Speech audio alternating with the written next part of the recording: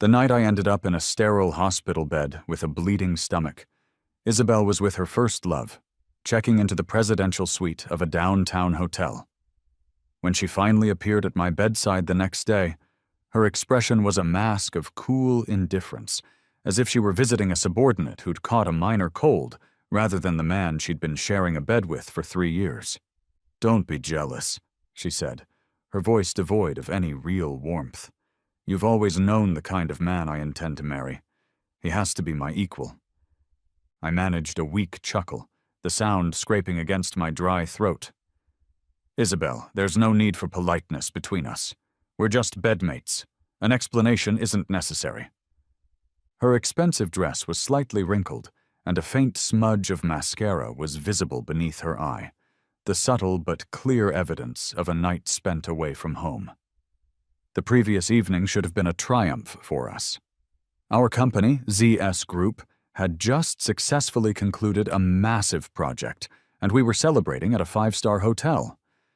The event was packed with important figures, including several influential leaders from the city's planning department. I had been making the rounds, ensuring everything went smoothly, but after an hour of forced smiles and small talk, Isabel, the evening's supposed host, was nowhere to be found. My assistant, Sam, approached me with a hesitant look on his face. He quietly informed me that Isabel had booked the hotel's presidential suite and had gone up with a handsome man about 30 minutes prior. I forced myself to maintain my composure, carrying on with my duties for the rest of the night.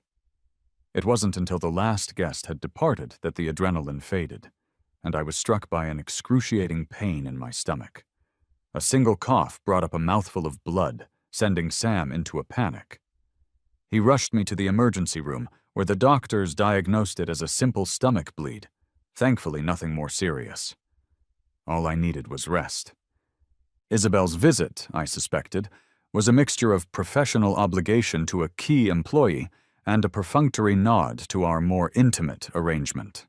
8 years ago, fresh out of college, I joined ZS Group and quickly became her executive assistant.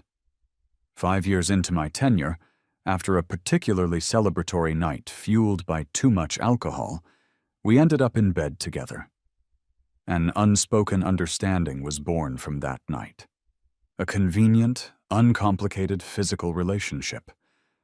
But lately, especially now, it felt utterly pointless. I knew the man she was with was Julian. He was a celebrated fashion designer who had just returned from a long stint abroad. And more importantly, he was Isabel's first love. Back when our arrangement began, we were both unattached, simply satisfying a mutual need. There was nothing to condemn.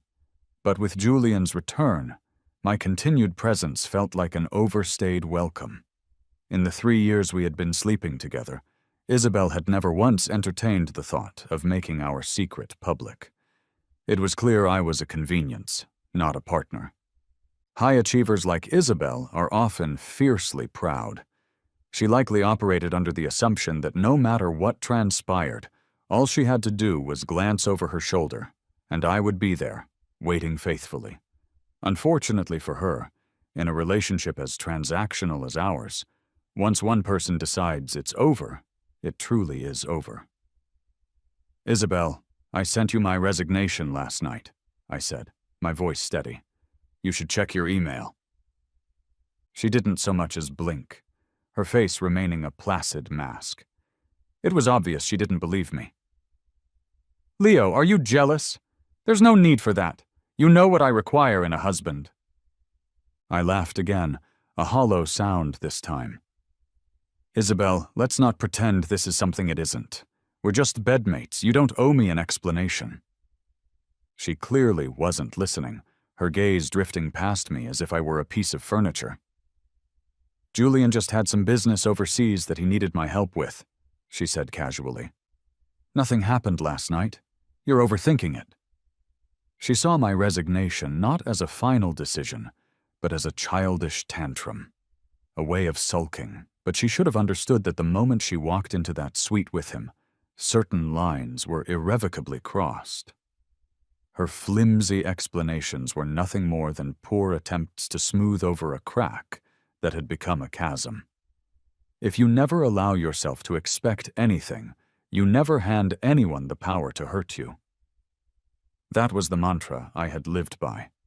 I paused, feigning an unwavering composure, and decided to move on. Isabel had grown up swaddled in comfort and privilege. Beyond money and power, there were very few things in the world that she genuinely cared about. Further discussion was futile. After 2 weeks of mandatory rest at home, I returned to the office. The CEO's suite occupied the top floor, boasting a stunning 270-degree panoramic view of the city's sprawling skyline. At precisely 9:25 a.m., I prepared her coffee and checked my watch. Isabel would arrive in 5 minutes. She was always impeccably punctual, a living embodiment of the domineering female CEOs from popular novels. Beautiful, wealthy, poised, and perpetually in control.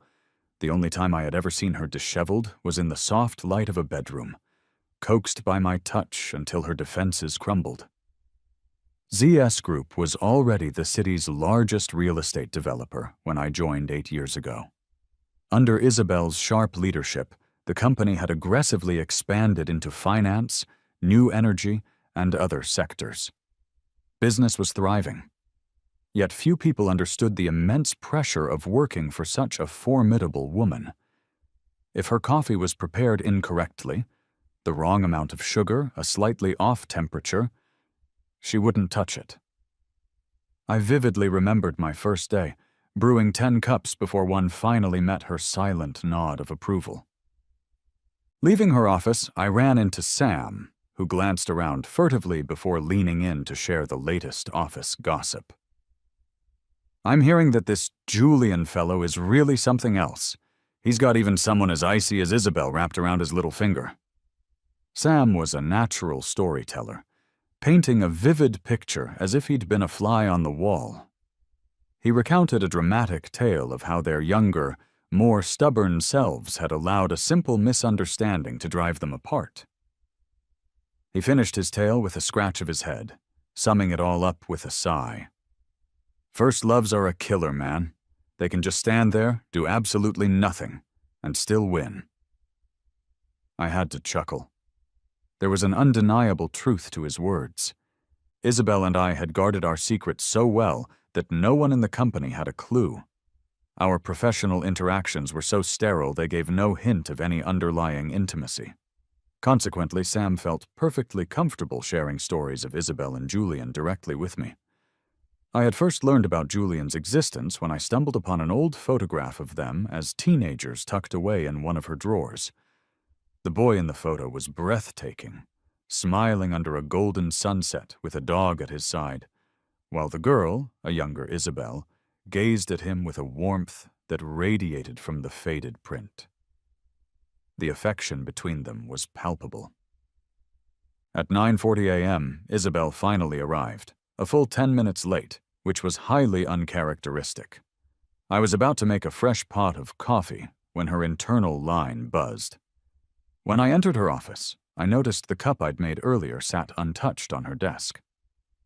"Julian wants to hold a fashion show in Q City, and I've already agreed," she said, her eyes fixed on the newspaper in her hands, her tone strictly business.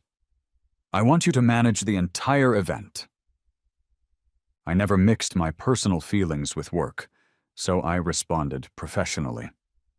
"Q City isn't equipped to host a large-scale event like that. The foundational landscape development isn't complete." Isabel's eyes finally lifted from the paper, her gaze sharp, and her patience visibly thinning. "I've made my decision. This is happening. All you need to do is ensure the event proceeds without a hitch and that Julian's creative vision is showcased perfectly." She adjusted the designer glasses on her nose and added with emphasis, "I always keep my work and personal life separate. This is your job. Don't forget your place." She wasn't wrong. An assistant's duty is to fulfill the boss's needs, whatever they may be. But she failed to grasp that I had always been acutely aware of my place and had never once crossed the line. I simply nodded in silence. As I was about to leave, I remembered the coffee that had long since gone cold. I walked back to her desk and, under her surprised gaze, picked up the cup. She grabbed my wrist, and I looked down as she pulled a small jewelry box from her suit pocket. "For you," she said. Inside was a moon-shaped tie clip, its polished surface gleaming softly. It was clearly expensive. "Isabel, you just said we should keep work and personal life separate," I stated, my voice even. "If this is a work-related reward, it should come through the administration department. If it's a personal gift, then I'm afraid I can't accept it." I quietly closed the box, placed it gently back on her desk, and turned to leave. "Are you still upset?" she called after me, a hint of puzzlement in her voice. I looked back at her, my expression calm and distant. I shook my head slowly. "Isabel, I am not your lover. There's no need to try and placate me." Outside her office, I took a deep breath before returning to my desk. The tie clip was from Moon, a small but exclusive brand I was particularly fond of. Once, while accompanying Isabel to select gifts for clients, I had been captivated by a jewelry series themed around the sun and moon. I had stood at the counter, fascinated. After she had paid, she noticed my interest and asked which piece I liked. I admired them all, except for one specific set, a pair of couples' rings, a sun for him and a moon for her, designed to complement each other perfectly. She was right. She could buy me anything else from that collection, but not those rings. I wasn't qualified. So I had just shaken my head and said nothing, quickly forgetting the incident. I hadn't expected her to remember and use it as a tool to appease me now. Such sweet gestures might work on a love-lorn young man, but not on me. A few days later, I was already regretting taking on the fashion show. I had anticipated logistical challenges, but I hadn't expected the most difficult part of the job to be Julian himself. As a designer, he possessed a unique artistic temperament and was painstakingly picky about every single detail. Sam came to me one afternoon, his face grim, reporting that Julian disliked the color of the antique guzheng we had sourced for the stage and wanted it replaced immediately. I was already swamped coordinating materials and setups for his theme, and nearly lost my temper. To accommodate his classical aesthetic, I had called in several personal favors to borrow a highly valuable antique instrument from a renowned private collector. Thanks to years of honing my professional composure, I calmed myself down quickly and decided to speak with Julian directly. As I approached his temporary office, just as I was about to knock, I heard Isabel's voice from inside. "Leo has been with me for years. He's very reliable. You can trust him with every detail." I paused by the door, my desire to enter vanishing. "You rarely praise anyone," Julian's probing voice replied. "Leo must mean a great deal to you." His tone intrigued me. I had always considered myself discreet, so I wondered what he had picked up on. 8 years is long enough for even a dog to learn its owner's temperament." Isabel's tone was flat, completely devoid of emotion, as if she were discussing an inanimate object. Even though I was well aware of my place in her life, the casual cruelty of her words still stung. I turned and walked away, arranging to have the guzheng replaced for Julian without another word. The fashion show was a resounding success. Julian took to the stage in a stunning emerald green velvet suit, captivating the audience. He raised his wine glass in a toast.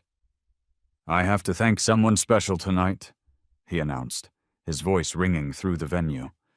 "We were separated by foolish misunderstandings and lost time.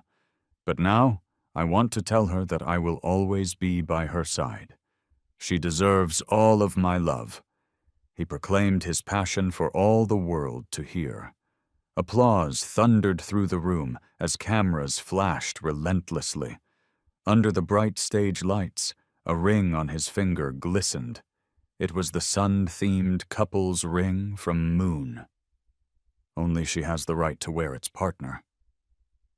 A wave of emotion washed over me, and my eyes involuntarily darted to Isabel. Countless curious gazes were fixed on her. She was smiling affectionately. Her usually cold demeanor thawed, but the smile didn't quite reach her eyes. After 8 years, I could read her mood perfectly. Julian had made this grand announcement without her prior consent. Isabel was a meticulous planner who detested when others acted without her permission. I blinked away the moisture gathering in my eyes, and by the time I looked back, her fleeting displeasure had vanished, replaced by a mask of gentle affection. Julian was different. For him, she made exceptions. I remembered the night our physical relationship began, 3 years ago. I had made a mistake at work, and she had berated me mercilessly. Feeling dejected, I went to a bar to drink, and somehow she found me there. After I had vented my frustrations, we both drank heavily. In the fragmented memories of that night, it was her smile, a rare, unguarded smile that made my mind go blank before I leaned in and kissed her. "Leo, time to clear the backstage!" A staff member's voice snapped me back to the present. I chuckled wryly and got back to work. It was midnight by the time I finished. The venue was in a remote part of the city, and no ride-sharing cars were willing to make the trip. I was aimlessly kicking pebbles by the curb when Isabel's Maserati roared to a stop beside me. Julian rolled down the passenger window, a wide grin on his face. "Hey, can I ask you for a favor? Isabel celebrated a little too hard tonight. She's drunk." "Of course, no problem," I replied. "It helps me out, too." The car was filled with the potent smell of alcohol, mingled with a hint of men's cologne. Isabel was slumped in the back seat, her eyes closed, the top buttons of her shirt undone, and her tie hanging loosely around her neck. She looked completely relaxed. Julian was muttering about her lack of self-control with alcohol, but his hands were gently massaging her temples. They looked as comfortable together as an old married couple. I drove them in silence to Isabel's villa. She was accustomed to living alone.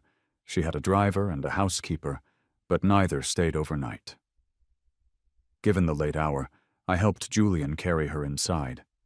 As Isabel lay on the bed, her eyes slightly open and glazed over from the alcohol, Julian began to unbutton her shirt. She suddenly grabbed his wrist, stopping him. "Isabel, come on. Let's get you changed so you can sleep comfortably." He tried to coax her, but she held his wrist firmly, creating an awkward freeze frame. Just then, I re-entered the room with a glass of hot water and saw the scene. Julian quickly regained his composure, smiling at me with a probing look. "Leo, you seem familiar with this place. Do you come here often?" I offered a small, wry smile and shook my head, not wanting to engage. "I've been here a few times to help Isabel with some paperwork." When he seemed ready to press the issue, I cut him off. "Julian, could you look after her? It's getting late and I should be going." I set the glass on the bedside table and turned to leave, but Isabel's fingers suddenly wrapped around mine. "Leo, don't go," she mumbled, as if caught in an unpleasant dream. I gently pried her fingers off, forcing a smile. "Isabel has me confused with someone else. She must be really out of it." Julian's handsome face cracked slightly. He asked sharply, directing the question as much to me as to the semi-conscious woman on the bed. "Who's Leo?"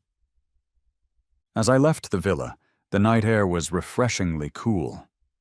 Walking out under the clear sky helped to clear my head.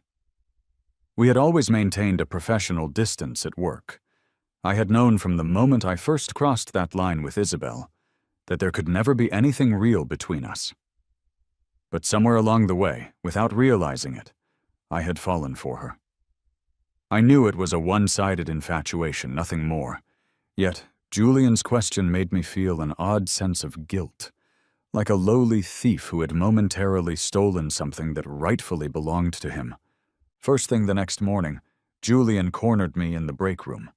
He was taller than me, and his striking good looks were marred by an intense, almost intimidating expression. I had no interest in how their night had concluded, but he must have sensed something was amiss, prompting this confrontation. It felt less like a conversation, and more like an animal marking its territory. "I know you were with Isabel," he began, his brow lifting slightly in a defensive posture. "Women are all the same, especially powerful ones. They play around until they get bored. You've been with her for 8 years. You must know what kind of person she is.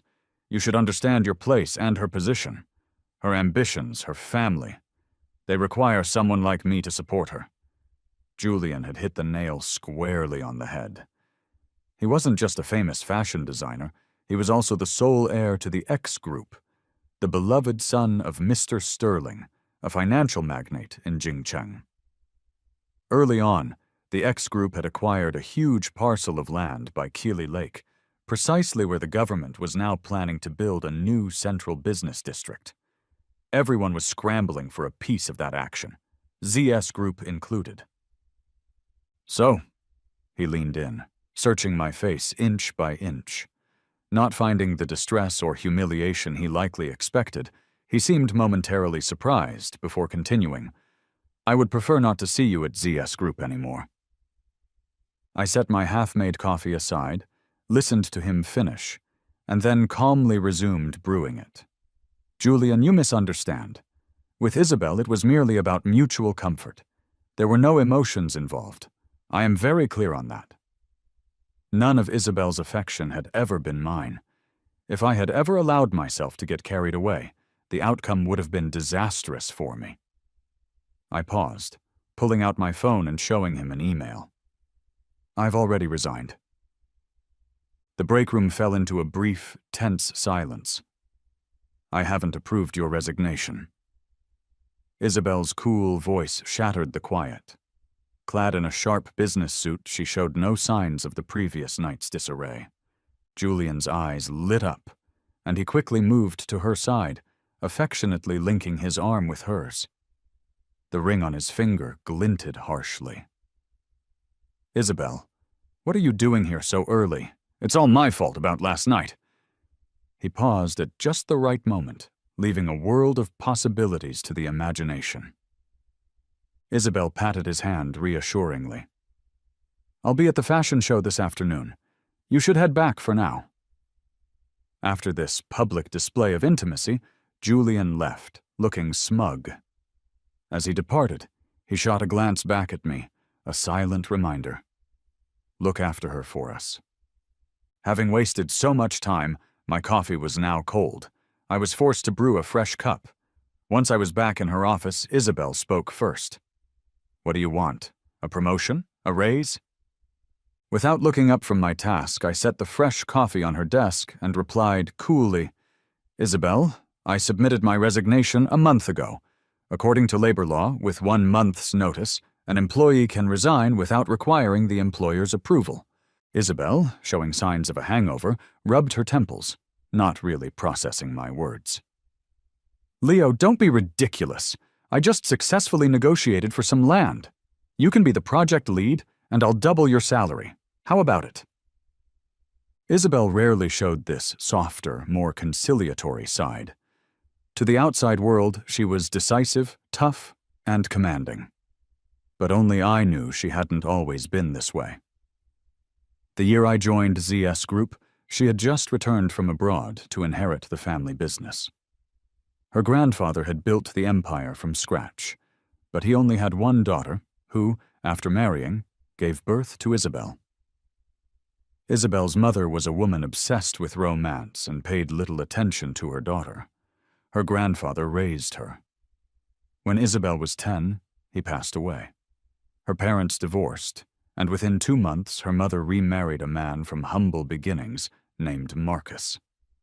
He was smart and ambitious, quickly charming Isabel's mother into giving him a position in the company. Step by step, he seized control. Isabel held the title of heiress, but no one took her seriously. Marcus, her stepfather, offered no help, instead actively placing obstacles in her path. I was by her side through all of it. I stayed up through countless nights working on business plans, accompanied her to drunken networking dinners, and walked with her through dusty and dirty construction sites. I saw her at her absolute worst, and was there for her greatest triumphs. I knew exactly what she had sacrificed and what she had gained. And yes, I had developed feelings for her. I remember one meeting with a potential female investor. After a few drinks, the lecherous old woman began making unwanted advances toward me, and there was little I could do. Isabel saw it, flew into a rage, and nearly slapped the woman. I had to physically restrain her. Unsurprisingly, we lost that investment. At the time, her position in the company was precarious, with Marcus and other senior managers making her life difficult. That deal had been crucial. Outside the restaurant, she screamed at me for the very first time. "Leo, I am not so desperate that I need you to sell yourself for my sake." Her eyes were red, and her voice was hoarse, but in that moment she was utterly captivating. Eventually, I watched her find her footing, burying those dark, difficult days beneath layers of success and steel. But she never got teary-eyed over me again. So now, it was time for me to leave. "Isabel, can you please sign this?" I pointed to the signature line on my resignation letter, calmly running through her schedule for the day. "Meeting with Mr. Thompson at 10:30 a.m. We were supposed to survey a site this afternoon, but since you want to attend Julian's show, I've rescheduled it for tomorrow morning. Is that acceptable?" Isabel stared at the paper, ignoring my words. I didn't care and pressed on. "Isabel, today is my last day at ZS Group. I'll handle the resignation paperwork this afternoon. I've already handed over all my duties to Sam. He will accompany you to Julian's show." She finally looked up, her expression clearly irritated by my indifferent tone. "Leo, do you really believe I can't manage without you?" I sighed deeply and left her office. I began to pack up my desk. I had accumulated a lot of personal items over the years, but I found I didn't want to take any of it with me. Sam came over, nervously listening for any sounds from the CEO's office before asking me sadly, "Leo, are you really leaving? What about me? You're the only one who can handle her." I chuckled, trying to comfort him. "Isabel isn't a monster. You'll get used to it. Just because you're accustomed to having me around doesn't mean you need me. You'll be fine." The same was true for Isabel. She had grown used to my presence, but she didn't particularly need me. I was well aware of that. Near lunchtime, I received an email from HR. Marcus had arranged a lunch with the chairman of X Group, Mr. Sterling, and wanted Isabel to join. I called Isabel to inform her. She agreed with a cold tone. At noon, Sam drove us to the restaurant in a heavy silence. Isabel remained frigid until we arrived. When I suggested that Sam accompany her inside, she snapped, "Leo, you are still on the clock." So I went in with her. In the private dining room, besides Marcus and some other top managers, Mr. Sterling and Julian were also present. When Julian saw me, he tensed up but quickly plastered on a friendly smile. He affectionately greeted Isabel and guided her to the seat next to him. The other business executives exchanged knowing glances, likely already piecing together the situation. After a few customary rounds of drinks, the conversation turned serious. Mr. Sterling, a man in his 60s dressed sharply in a traditional suit, looked authoritative. He sipped his wine and said, "Marcus, I was initially reluctant to sell the land by the lake." He looked at Isabel with approval, then glanced at his son with a resigned smile. "But Julian sings Isabel's praises to me endlessly. He insists she is the only one who can handle the development properly, so I have decided to let it go." The highly sought-after lakeside property was going to ZS Group. Marcus, a sly and smooth talker, stood up and poured Mr. Sterling another drink, speaking like a doting father. My daughter here can't possibly live up to Julian's high praise. She's still young and needs more experience. She will certainly need your guidance in the future. Within the company, Isabel and Marcus were at constant war, but to the outside world they always presented a united front. I quietly ate my food, noticing Isabel's slight frown and the adoring way Julian gazed at her. Mr. Sterling chuckled, patting his son's hand. Julian has proposed to Isabel. When are you two planning to get married? He looked expectantly at Isabel. Julian seemed nervous, accidentally knocking over his wine glass and spilling its contents everywhere. The minor incident eased the tension in the room.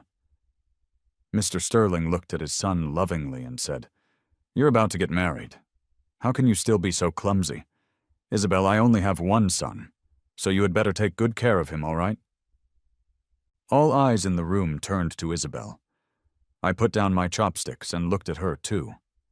She smiled warmly, her gaze slipping past me and settling on Julian. She spoke with grave seriousness. "Okay?" Amidst the chorus of congratulations, Marcus put on a proud face as he looked at Isabel, but I noticed that his hands, hidden at his sides, were clenched into tight fists.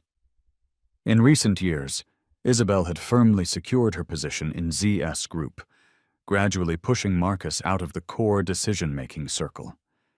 Yet he wasn't ready to give up. He had been trying to fight back, both openly and covertly.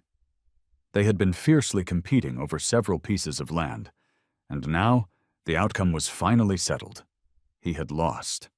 Marcus took a deep sip of wine and then looked up with a polite smile. "It's a wonderful day. Not only have Isabel and Julian set the date for their wedding, but I also have something to announce." He paused for dramatic effect. "Some of you may not know this, but from my previous marriage, I have a son. I have been too busy with work to have him by my side, but he has done very well for himself. After graduating from college, he has made quite a name for himself here at ZS Group. I am very proud of him." Marcus's gaze scanned the room and finally landed on me. My heart sank as he beamed, a smile filled with pride and anticipation, and reached out a hand to me. "Leo, come here to Dad." A stunned silence fell over the room. Julian gasped, "No way!" Everyone finally processed what was happening and stared at me in shock. I calmly stood up and walked toward Marcus. As I passed Isabel, I noticed her composed face, but her eyes were frosty, emanating a heavy, dangerous aura. Mr. Sterling's probing gaze fell on me, and he spoke meaningfully. "Such good fortune, having both your children excel like this." "You flatter me," Marcus replied. "Leo has learned a great deal from Isabel over the years, and is more than capable of handling things on his own now. I plan to have him work under Isabel, taking charge of those new lands around Killy Lake. I'm already halfway to the grave. I just want to enjoy some peace, spending time with my future grandkids. Money can't be earned endlessly. It's better to let the young ones have their shot." To the senior management present, those words sounded like he was finally stepping aside. The look they gave me was a complex mixture of shock and reappraisal. "Leo, go and toast everyone," Marcus instructed me cheerfully. He must have been in a fantastic mood, as he downed several cups in quick succession, his face turning red. I was about to raise my glass when Isabel placed a hand on mine. She said apologetically to the table, "Leo was just discharged from the hospital for a stomach bleed. He can't drink. I'll drink on his behalf. After all, I am his sister."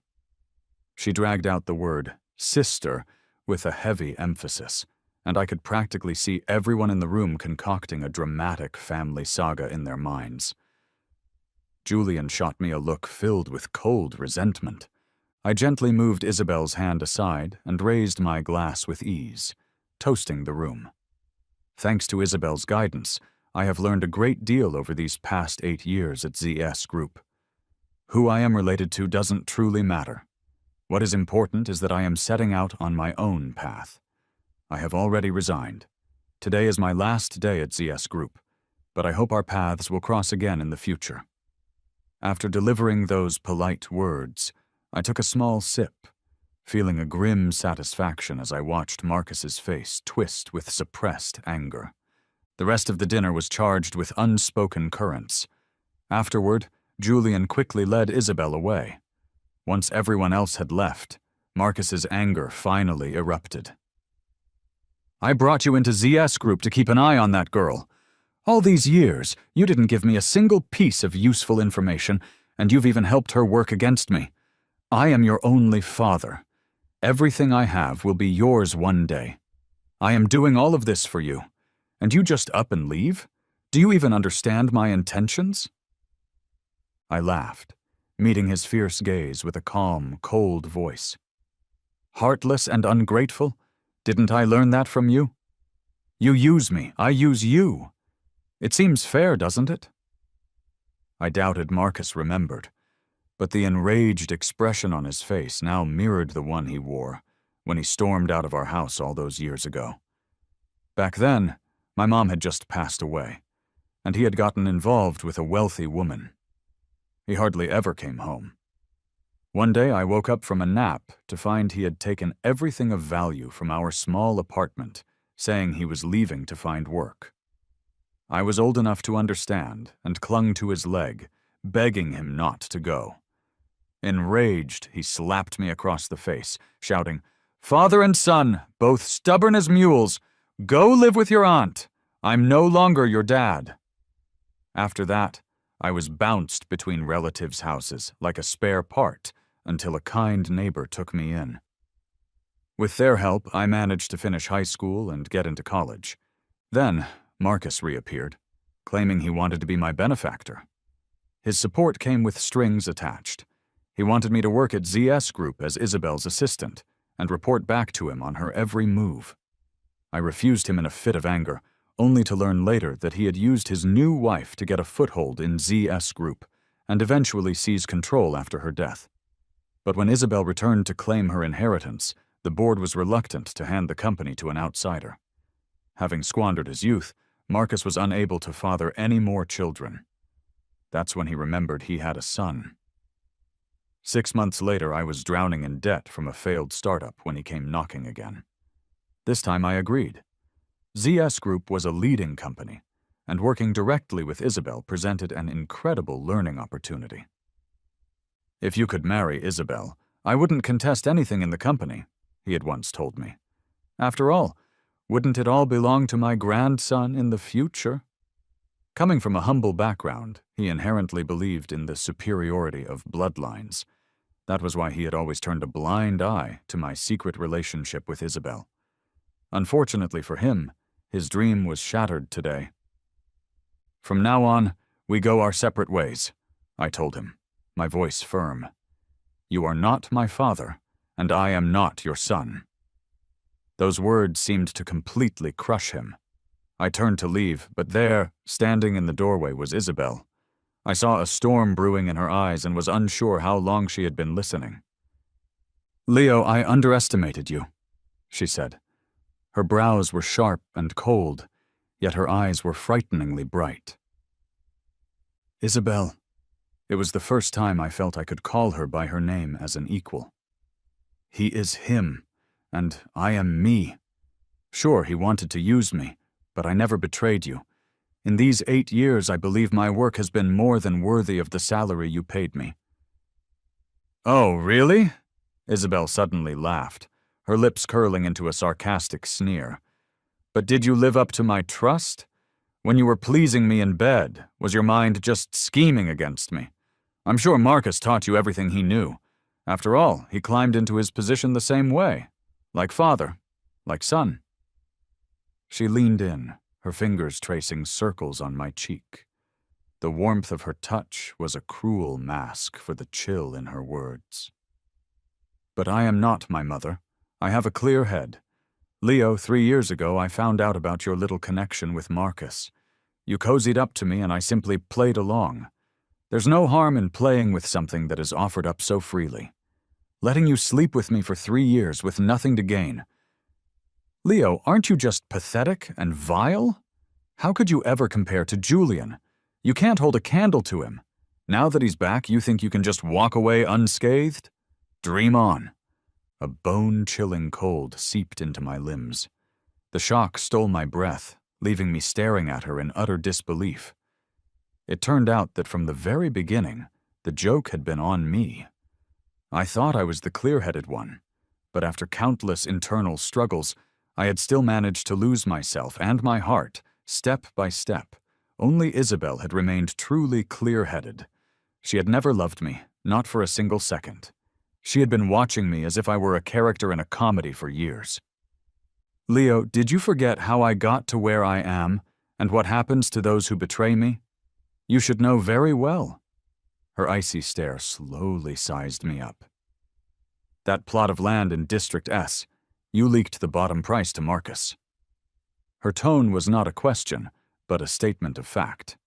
She informed me that the new company that had successfully auctioned off that plot last month had Marcus as its majority shareholder, operating behind the scenes.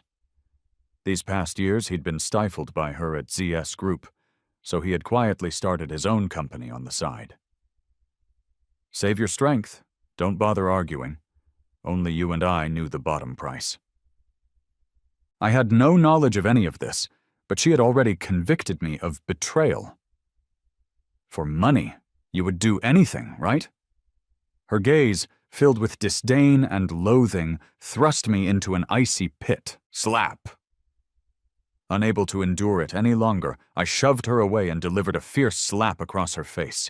She merely brushed it off with a slight, chilling smile, wiping a trickle of blood from her lip. Her eyes regained their cold glare as she looked at me. I can guarantee that you will not survive in this industry. You'd better switch careers while you still can. Watching her stride away, for the first time in 8 years, I found her truly and utterly repugnant. Isabel was as good as her word. By that afternoon, everyone in the company received an email from HR.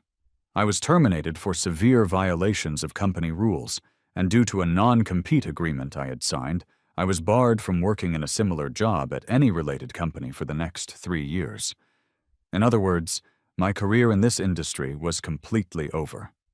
Sam was shocked, speechless, at a complete loss for words, unable to comprehend how things had spiraled so dramatically out of control in just a few hours. Amidst a sea of curious and probing gazes, I calmly gathered my few belongings and walked out of the ZS Group building. The weather was uncooperative, as an early spring rain fell incessantly, draping the world in a misty veil. Yet, with each step I took, my resolve grew firmer. Isabel had once said that after 8 years, even a dog should know its owner's temper. But after 8 years, she had never really understood me at all. So much so that half a year later, when she saw me at an industry exchange meeting, her expression was one of rare, genuine surprise.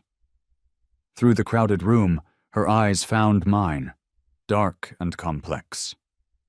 Julian, following her gaze, looked my way, and, as expected, his face immediately darkened. He guided Isabel over to where I was standing, his brows raised with a note of provocation in his voice. Leo, if I'm not mistaken, you were fired from ZS Group and shouldn't be working in this field for 3 years. And yet here you are, a mere 6 months later. I suppose ZS Group's legal department will be busy. I was about to speak when a clear, confident voice came from behind me. The people we hire at H Group don't require the concern of ZS Group's legal department. Julian's eyes widened as he struggled to maintain his composure. When he finally spoke, his voice trembled slightly. Clara, what are you doing here in Jing City? No wonder he was surprised. H Group, the largest developer in the Southeast, had just entered the Jing City market this year. This formidable new player had immediately put pressure on ZS Group, snapping up several prime parcels of land. Mr. Sterling had even tried to arrange collaborations, only to be politely turned down each time. Clara approached, and I instinctively took a small step back. Isabel raised a subtle eyebrow, her gaze flitting between Clara and me, a dim complexity in her expression. Peter cleared his throat. When he spoke again, his face bore a forced smile. I was just afraid Clara might be deceived. Leo used to be Isabel's assistant. He was fired for misconduct. He paused deliberately, stealing a glance at me before continuing. I won't get into the specifics, but he caused significant financial losses for ZS Group. I just wanted to warn you, Clara. Trust is key when recruiting staff. Clara shook her head with a gentle smile, but her tone was distant. Julian, you've got it wrong. Leo was my junior in school. I know him well enough. Perhaps you've misunderstood something. Leo wasn't my assistant. He is the founder of Bright Moon Design Studio, and he is the expert our H Group specifically hired for our new generation of product development. Julian couldn't even maintain his smile, stammering, Clara, you must be kidding. Clara chuckled and kindly added, Leo is also the keynote speaker for our Smart Living project. He'll be on stage in half an hour. Isabel, who had been a silent observer, finally spoke. She gave me a deep, searching look. Leo, I have really underestimated you. I ignored her completely and went back to the conference room to prepare my presentation. Isabel was likely not pleased about it, because during a break, just as I stepped out of the restroom, she pulled me into an empty meeting room. It was close to evening, and the room was cast in shadows. Through the large glass windows, the sunset painted the sky in bloody streaks. She stood on her toes, her hot breath ghosting across my ear, her voice husky. Leo, how long did it take you to cozy up to a new patron? Is this your way of getting back at me? Don't forget, whatever that woman can give you, I can give you too. I almost burst out laughing. Isabel must have had amnesia, forgetting that just 6 months ago she had personally and ruthlessly pushed me away. All this posturing now was nothing more than her possessiveness rearing its ugly head. The day I was fired, I blocked all of Isabel's contact information. But I still heard plenty about her from Sam. He said she made him brew 20 cups of coffee, none of which were satisfactory, and she ended up smashing the cup in a rage. He said she received multiple calls from inside the company, but she always hung up without a word. He once saw her holding a jewelry box, staring at it for what seemed like ages. He mentioned that she had gotten drunk and kept mumbling my name. Eventually I got fed up and blocked Sam too. I knew Isabel was just used to having me around. My departure was like losing a familiar, reliable object. She hated being abandoned. If Isabel had ever truly cared, she would have known that my college major was architectural design. I had been cocky right after graduation, starting a small studio with some classmates.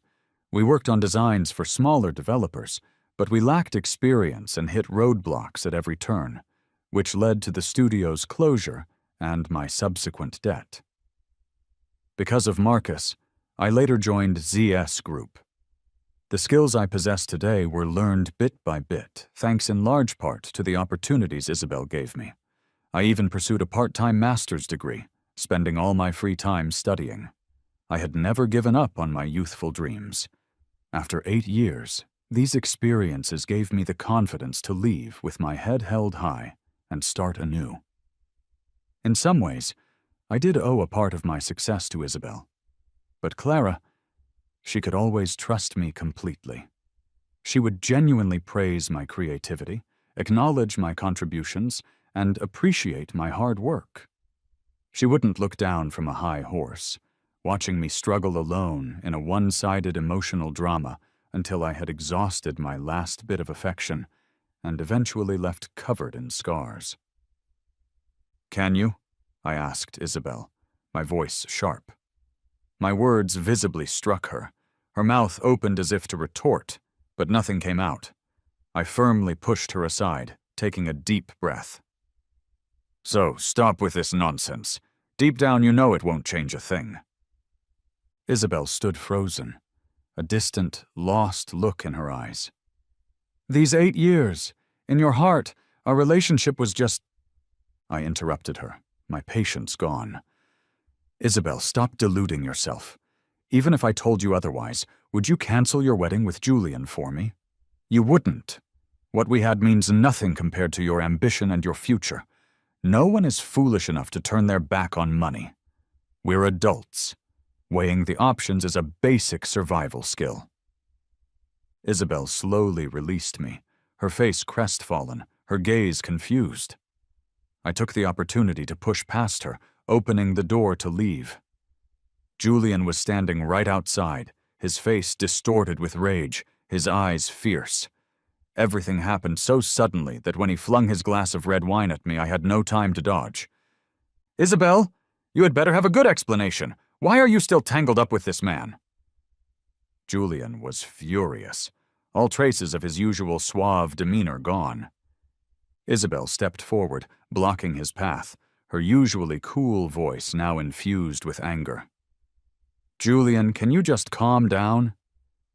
Julian looked deeply hurt, glaring at me. Why do you keep haunting us? Do you have no shame going after someone else's woman? I calmly pointed at the surveillance camera mounted on the ceiling above us, hinting, Julian, if you continue with these insults, I won't hesitate to call the police. He was about to say more, but was stopped by Isabel. Julian apologized to Leo. His face turned ghost white with disbelief. Seeing she wouldn't back down, he was too enraged to speak. He gave me one last hard glare and stormed off. Isabel turned back to me, her expression apologetic. I apologize on Julian's behalf. I smirked, signaling her to come closer. A flash of excitement crossed her eyes, and she eagerly bent down to hear me say, the base price for the S-Zone land, aside from you and me, there was a third person who knew. The day Julian had cornered me in the break room was because he had gone into her office and seen that jewelry box. Next to the box was the proposal I had just submitted for the S-Zone land. Being the sharp person she was, Isabel immediately understood the truth, and her face darkened. As we brushed past each other, she grabbed my arm. I will get to the bottom of this and give you an explanation. No need. I turned my head and saw Clara approaching. Come on, the presentation is about to start. Isabel stood there. I knew she watched me for a long time, but this time I didn't look back. I got on stage and gave my presentation. It was a huge success, and the crowd erupted in applause. After all, the layout I had designed boasted a utility rate of 90% and was the first to incorporate small, elevated spaces perfect for first-time homebuyers. Isabel sat in the front row, and I could see the shock in her eyes. For the past 8 years, she had always been the star on stage while I handled everything behind the scenes. After the meeting, Isabel wanted to see me off. I turned and got into Clara's car. In the dim streetlight, her lonely shadow stretched far behind her before being quickly swallowed by the night. I quietly closed the car window. Clara glanced at me, smiled, and said, She's a truly amazing woman, but she's not the right person for you. I laughed too. Yeah, no point wasting time on that. Not long after, Isabel came looking for me. I had already moved, and I had no idea how she found my new address. When I got home from work, she was standing downstairs. Winter had descended upon the city, and she was covered in a thin layer of snow, like a fine dusting of powdered sugar. I had no idea how long she had been waiting there. I looked straight ahead, tightened the collar of my coat, and kept walking. She called out to me softly, Leo, I'm sorry. I wasn't in the mood for her apologies. As I passed her, she grabbed my hand, her voice pleading. Can you give me a chance to make it right? I scoffed. Make it right! How? She pulled a familiar jewelry box from her pocket, but inside wasn't the tie clip. It was a pair of sun and moon rings, sparkling with a full circle of Pav diamonds. She held the rings carefully, as if they were the most precious things in the world. I used to be so focused on expanding ZS Group and fulfilling my grandfather's dying wish that I thought I couldn't afford to care about anything else. But when you left, I finally realized how important you were to me. I know you grew up without a real home, which is why you're so obsessed with designing homes, making them perfect. I want to give you a home too, Leo. Can we start over? Isabel looked at me as if she wanted to tear her own heart out and lay it in the open for me to see clearly. I couldn't help but laugh out loud. Isabel, you really are a joke. All those years I treated you with sincerity and you didn't give an ounce of it back. Now you want to beg for sincerity from me? Are you delusional? Do you really think that I, Leo, am just going to wait around for you, coming and going as you please? You've overestimated yourself and grossly underestimated me. I love fiercely, and I hate fiercely. I never go back. Stop dreaming. I jerked my hand away, and the ring box spun through the air, vanishing somewhere in the snow-covered bushes. Isabel stared blankly at the snow, her face pale, as if all the strength had been drained from her body. After a long while, she snapped out of her trance, her eyes red, managing a wry smile. How am I supposed to find it in all this? I walked straight on, hearing her weak, sobbing voice behind me. If I can't find it, does that mean you won't want me anymore? I didn't stop or even slow my pace. That night the snow turned to a cold, biting rain. The wind made the windows rattle in their frames. After a hot shower, I wrapped myself in a robe to close the window and saw Isabel was still downstairs. She was bent over, her bare hands searching desperately in the slushy snow. She looked so pitifully small in the wind and rain. Expressionless, I shut the window and drew the curtains. The next morning when I left for work, she was gone.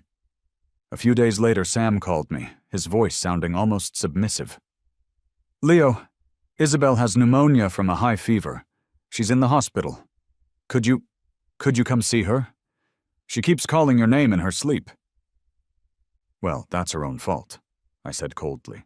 From now on, don't tell me anything about her. Sam was still talking when I hung up the phone. I focused entirely on my work, allowing no distractions. I had a massive project to oversee. Julian, it turned out, was not a romantic fool.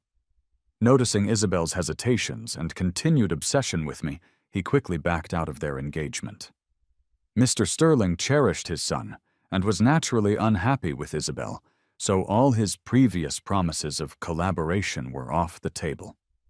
Now, the 7 Mile Lake plot was up for competitive bidding. Clara told me the government had a significant say in the planning for this project, leaving little room for developers to maneuver. The design was the crucial element.